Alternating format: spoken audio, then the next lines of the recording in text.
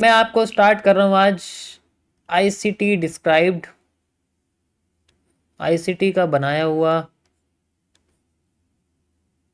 Smart money concept. ठीक है, ICT का बनाया हुआ स्मार्ट मनी कॉन्सेप्ट। आज मैं आपको इंट्रोडक्शन और थोड़ा सा बताऊंगा इसके बारे में। आज इसका डे 1 है आपका, आने वाले कुछ दिन तक यही चलता रहेगा। ठीक है, तो एसएमसी में शुरू कर रहा हूँ लाइव में ही। एमएमसी तो चलती रहेगी, एमएमसी में कोई प्रॉब्लम नहीं है क्योंकि हम कुछ चीज़ें यूज़ भी करते हैं, आधी ज़्यादा यूज़ भी करते हैं। ठीक है, आपको दिखेगा बहुत सिमिलर है इसमें, एमएमसी में इसमें ज़्यादा फर्क नहीं मिलेगा आपको, बहुत चीज़ें सिमिलर मिलेंगी। ठीक है, लेकिन जो वॉल्यूम एनालिसिस है ना, वो एक यूनिक चीज़ बनाता है एमएमसी को। एमएमसी को सिर्फ वॉल्यूम एनालिसिस, क्यूएफएल और सप्लाई डिमांड का पार्ट ही सबसे यूनिक बनाता है। आफ्टर इफेक्ट सबसे यूनिक बनाता है, टीबीसी सबसे, ये 3 चीज़ें हैं जो सबसे यूनिक बनाता है। बाकी इनकी दोनों की चीज़ें ना मिलती जुलती हैं। अगर आप देखोगे ना, मैंने इस तरीके से क्रिएट करा है कि मिलती जुलती चीज़ें हैं, ज़्यादा आपको फ़र्क नहीं दिखेगा। ठीक है, जैसे AMDs आपको दिखेगा, BSL, CSL। ठीक है, और MSI, बहुत सारी चीज़ें हैं जो आपको दिखेंगी जो सिमिलर इसके जैसी देखने को मिलेगी। ठीक है, तो यहाँ से आपकी नई दुनिया शुरू होती है guys. This is the ICT which is known as the inner circle trader. This is a YouTube channel name of a person जिसका नाम कुछ और है। जैसे अभी मैं आपको दिखाता हूँ। ठीक है, this is the inner circle trader. ठीक है, तो मैं 1 मिनट में काम करता हूँ गाइस, रुको, मैं एक काम करता हूँ।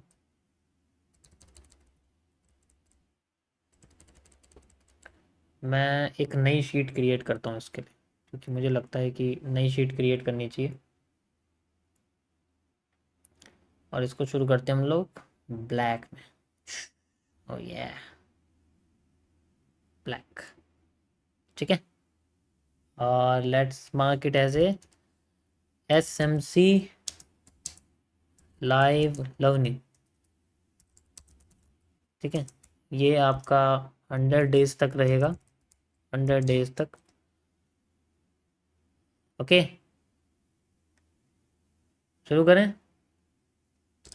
या स्टार्ट करते हैं गाइस हम।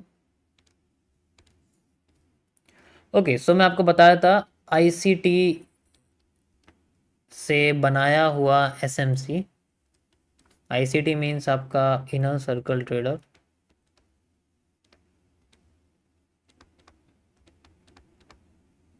ठीक है, देखो ये एक यूट्यूब चैनल का नाम है, ये कोई कॉन्सेप्ट नहीं। ICT is not a concept, ICT is just a name of A YouTube channel. मैं प्रमोट नहीं कर रहा हूँ, प्रमोट कर भी दूंगा तो आपको कुछ समझ में आएगा नहीं वो क्या बोल रहे हैं। ठीक है तो कोई फ़ायदा है नहीं मेरी लैंग्वेज से समझ में आएगा आपको। ठीक है, तो मैं आपको बता रहा हूँ ना शुरुआत से, तो जिनको एक बार जिसकी लैंग्वेज समझ में आ गई तो आप समझ सकते हो, क्योंकि हिंदी में उन्होंने बोला नहीं, इंग्लिश समझ में आएगी नहीं।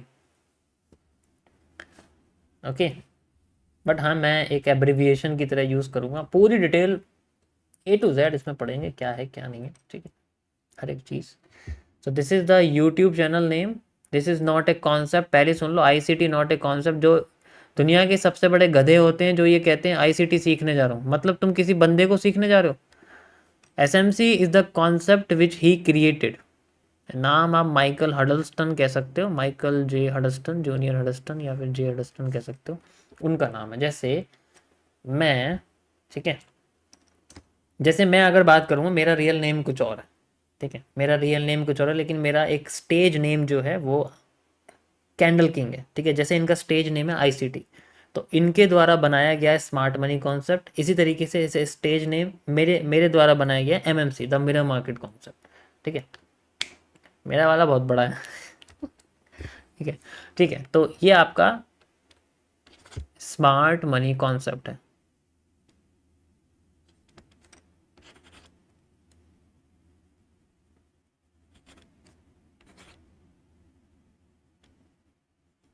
ठीक है, ये बेस्ड है एक बुक के ऊपर जिसे बनाया गया था विकॉफ थ्योरी के ऊपर। ठीक है, विकॉफ थ्योरी के ऊपर।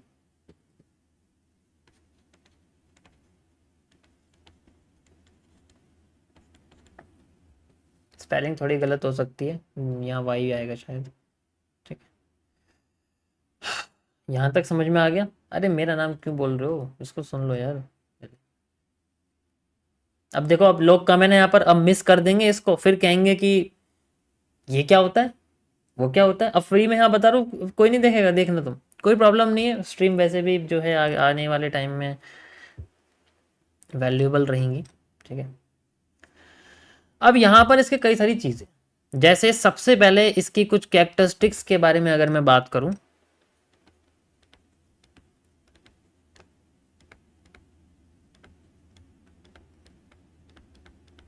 कैरेक्टरिस्टिक्स सबसे पहले आप ये जानो कि ये एक इंस्टीट्यूशनल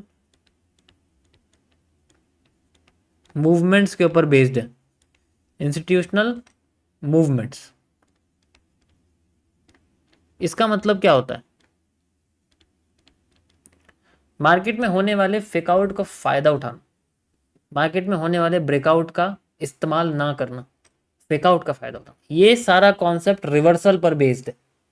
ये सिर्फ रिवर्सल का कॉन्सेप्ट है, ये बात ध्यान रखना। SMC is only based on reversal, जैसे हम भी रिवर्सल पे बेस्ड है, लेकिन हमारे पास ट्रेंड के साथ चलने के भी कॉन्सेप्ट है, लेकिन इनके पास नहीं है, ठीक है, इनके पास बिल्कुल नहीं। ओके, इंस्टीट्यूशनल मूवमेंट्स का यहाँ पर यूज किया जाता है बेसिकली, अगर हम बात करें नॉर्मल बेसिस पे। अब कुछ और चीजें हैं जो इसमें सबसे यूनिक मानी जाती हैं, डेट इज कॉल्ड स्ट्रक्चर के ब्रेकडाउन, जिसे हम लोग इनकी भाषा में स्ट्रक्चर मैपिंग भी कहते हैं, ठीक है। ये भी स्ट्रक्चर मैपिंग कहते हैं इनको। स्ट्रक्चर मैपिंग एक अलग तरीके की प्रथा है जो कि दो चीज़ों से मिलकर बनती है, ठीक है। सबसे पहले आपके सामने आता है ट्रेंड का करेक्टर, जिसे हम लोग चेंज ऑफ करेक्टर कहते हैं। दूसरा आता है ट्रेंड का स्ट्रक्चर, जिसे हम लोग ब्रेक ऑफ स्ट्रक्चर कहते हैं। दोनों में ज़्यादा फर्क नहीं, ठीक है, दोनों में ज़्यादा फर्क नहीं है, बस डायरेक्शन का फर्क है, बाकी दोनों सेम। ऑलरेडी मैं इनके बारे में बता चुका हूँ, अगर आपने देखा होगा पुराना, मैं इनके बारे में ऑलरेडी कई बार मैंने बताया हुआ है ना। तो ये आपका होता है the change of character,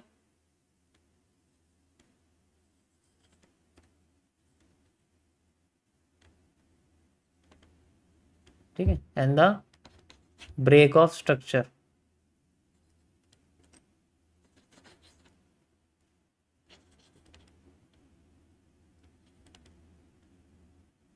autograph नहीं दे रहा मैं, नाम लिख रहा हूं बस। दोनों में बहुत फर्क है, दोनों, क्योंकि इनका जो पूरा सिस्टम है ना, वो 70% जो एसएमसी है वो डिपेंड है लाइन चार्ट के ऊपर, ठीक है। किसके ऊपर? लाइन चार्ट के ऊपर डिपेंड है आपकी, ये चीज ध्यान रखना। और बाकी का जो सिस्टम है इनका, जो 30% है, वो आपका कैंडल स्टिक चार्ट के ऊपर डिपेंड करता है, ओके। तो लाइन चार्ट भी बहुत इंपॉर्टेंट है, क्योंकि इसी से ये लोग स्ट्रक्चर को आइडेंटिफाई करते हैं।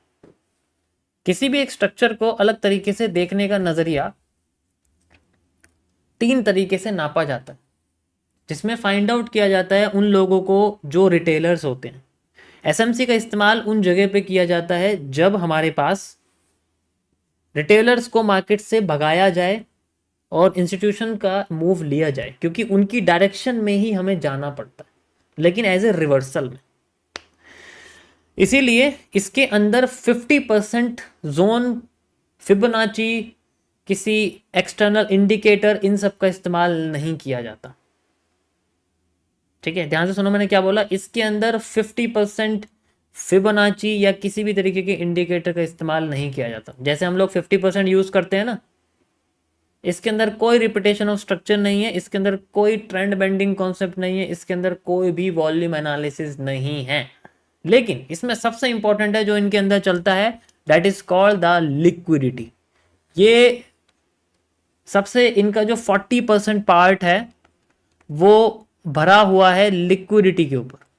लिक्विडिटी, अब लिक्विडिटी क्या है? लिक्विडिटी क्या है अच्छे से जानते हो आप?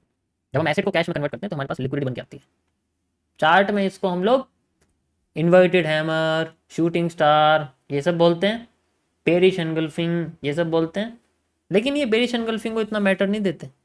इनके पास कैंडल कॉम्बिनेशन कॉन्सेप्ट नहीं है, इनके पास सिर्फ कैंडल विक से रिलेटेड है, वो भी सर्टेन टाइम फ्रेम पर, जिस टाइम फ्रेम का ये इस्तेमाल कर रहे हैं उसमें।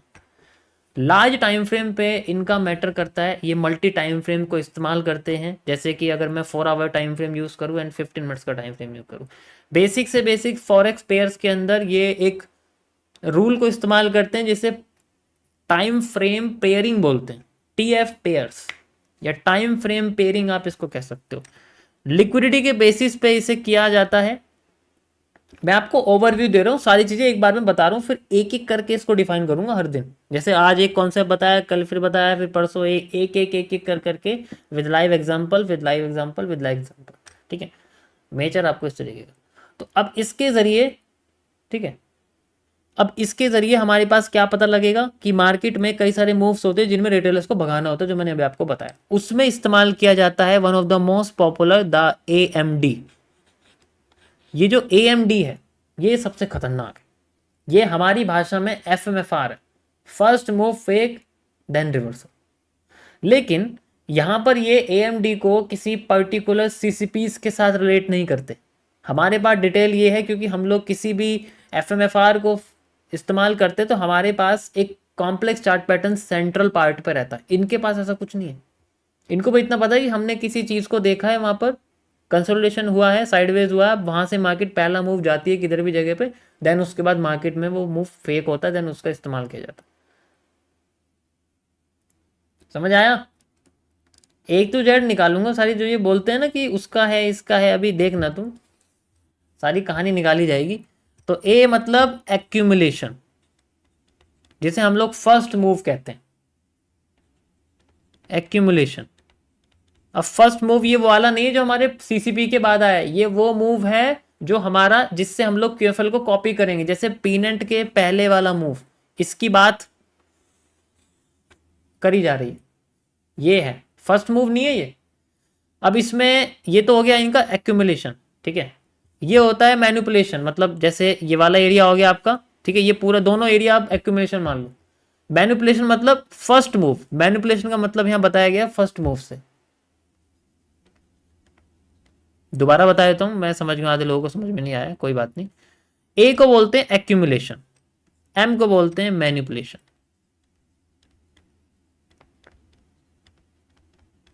ठीक है, और डी को बोलते हैं हम लोग डिस्ट्रीब्यूशन।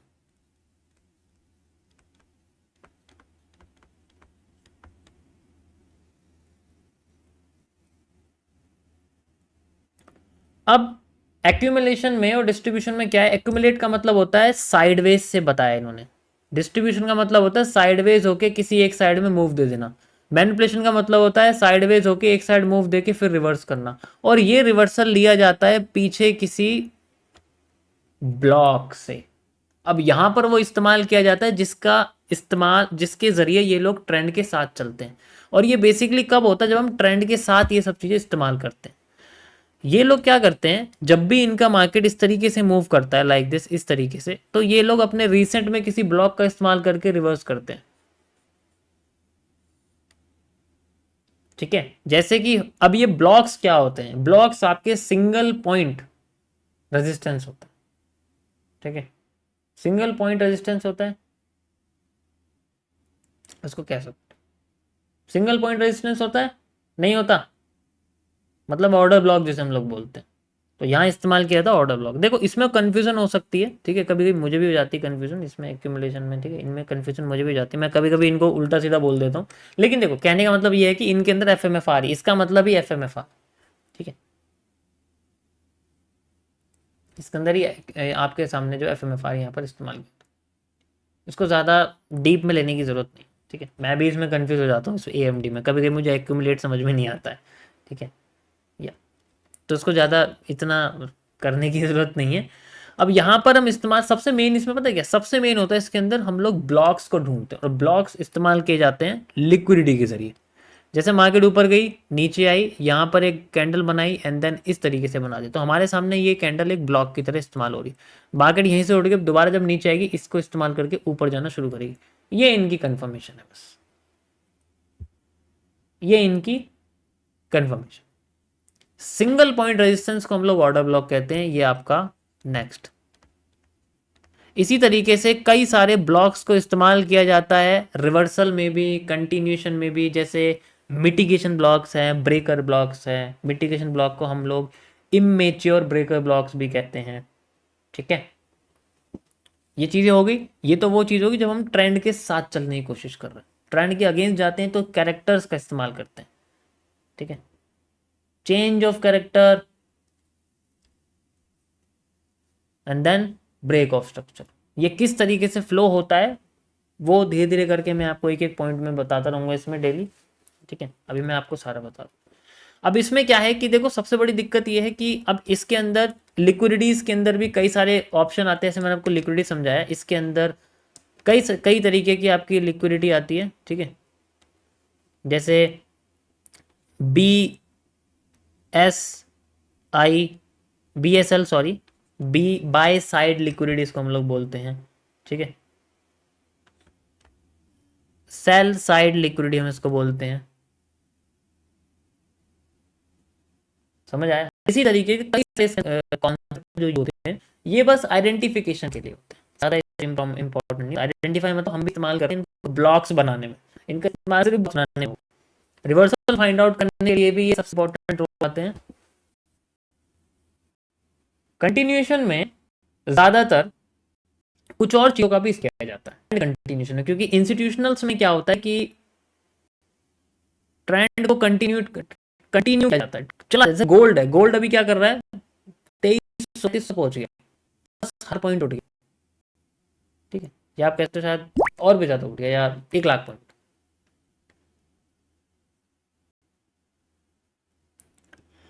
अब इसमें जो कंटिन्यूएशन है उसमें और भी कई सारी चीजें इस्तेमाल की जाती है, जिसमें हम लोग इस्तेमाल करते हैं गैप्स का।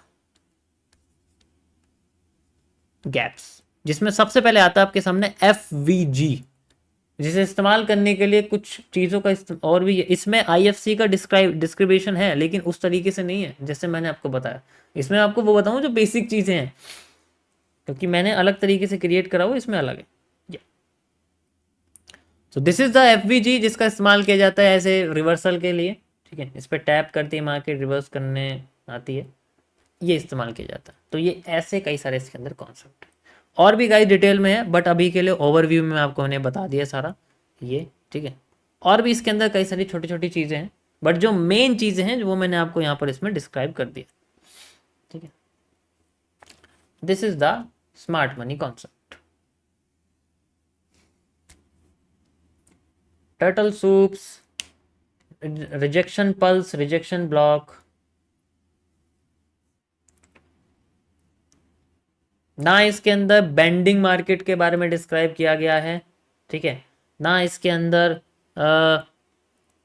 आप कह सकते हो वॉल्यूम एनालिसिस है, मतलब जैसे रिपीटेशन ऑफ स्ट्रक्चर, ठीक है, या वो सारी चीज़ें हैं, वो नहीं है। तो ये इसे सिंपल थोड़ा सा रखा गया क्योंकि कुछ चीज़ों में मुझे कमी दिखी तो मुझे मज़ा नहीं आया इसमें।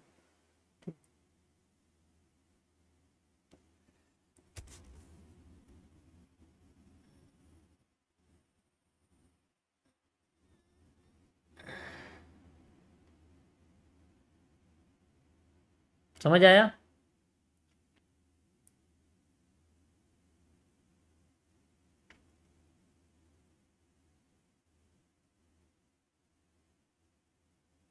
मैं इसमें आपको कंपैरिजन भी बताऊंगा एक एक पॉइंट पे कि MMC में मैंने इसमें क्या अपग्रेड किया था जिससे मुझे इसमें कमी लगी। जैसे मैं चेंज ऑफ करेक्टर की बात करूँ, ना तो इसमें माइनर चेंज ऑफ करेक्टर, ना इसमें मेजर चेंज ऑफ करेक्टर, ना इसमें ट्रेंड लाइन इस्तेमाल की जाती है, नथिंग फॉर कंफर्मेशन, ना इसमें कर्व लाइन इस्तेमाल की जाती है। वहाँ पर हम लोग डिटेल में बना रहे हैं ना उस चीज़ को, तो वो कैसे कैसे चीज़ें मैंने अपग्रेड करी वो इस्तेमाल करेंगे, वो MMC के अंदर सारी चीज़ें लगी हुई हैं अपग्रेड वर्जन में। देखो, मानो या ना मानो, QFL से एक्यूरेट कुछ भी नहीं है, चाहे कुछ भी हो जाए। QFL से रिपीटेशन और स्ट्रक्चर से एक्यूरेट कुछ भी नहीं, क्योंकि वो हमारे खुद के अंडरस्टैंडिंग के ऊपर डिपेंड करता है। बट फिर भी टॉपिक है तो समझाना चाहिए। तो ये मैंने आपको इसको ओवरव्यू दे दिया है, बाकी इसके बारे में जो पूरी डिटेल है वो मैं एक एक करके, ठीक है, एक एक करके आपको एक्सप्लेन करूँगा डेली बेसिस पे, एक टॉपिक आपको बताऊँगा। इसमें से बहुत सारे टॉपिक हैं इसमें, डोंट वरी, पूरी आपकी बुक भर जाएगी। ठीक है, मैंने क्या बोला, इसमें से जो अच्छा लगेगा उसका इस्तेमाल कर लेना। वैसे तो मैंने को क्या बताया इसमें सबसे बेस्ट क्या होता है, जैसे प्रेशर्स है इसमें कई सारे, मैंने क्या बोला, अभी मोटी चीज़ें मैंने बताई नहीं, जैसे इंड्यूसमेंट्स हैं वो चीज़ें मैंने अभी बताई नहीं है, धीरे धीरे करके मैं आपको बताता रहूँगा इसके अंदर, क्योंकि मैंने उसके बहुत डिफाइन कर रखा है, bearish pressure, bullish pressure, wick line concept, CBDR, कई सारी चीज़ें हैं जो ऐड करी हुई हैं, लेकिन इसमें सिर्फ इंड्यूसमेंट्स हैं। ठीक है, हाँ, जिसको MMC आती है उसको SMC सीखनी चाहिए, नहीं ज़रूरी नहीं। अगर तुम्हारा रिजल्ट निकला तो तुम क्यों अपने आप को क्यों और डिटेल में जानने की कोशिश करो, लेकिन नॉलेज के लिए रख सकते हो कि हाँ मुझे ये भी पता है, नॉलेज के लिए रख सकते हो, कोई प्रॉब्लम नहीं है। बट एक कॉन्सेप्ट अगर काम करे तो उसको बदलने की कोई ज़रूरत नहीं। ओके, ओके, MMC तो MMC रहेगा, उसको पीछे छोड़ने वाला कोई नहीं है, ना कोई आएगा आने वाले टाइम में, इसकी टेंशन मत लो तुम। माइनर चेंज ऑफ करेक्टर में मेजर चेंज ऑफ करेक्टर में क्या डिफरेंस है, बहुत